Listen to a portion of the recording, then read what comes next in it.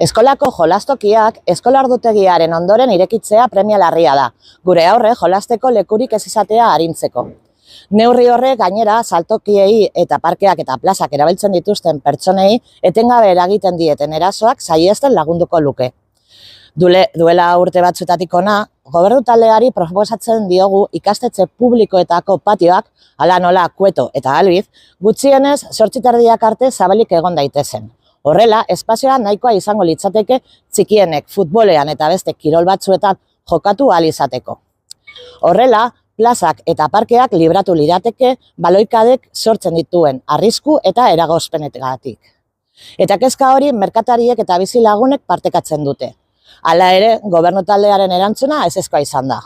Jarrera hori duela ia 7 urte egindako proba pilotu batean oinarritzen da. Herritarren beharrean bilakaera eta gure proposamenak eragindako komunitatearen artean duen babesa kontuan hartu gabe.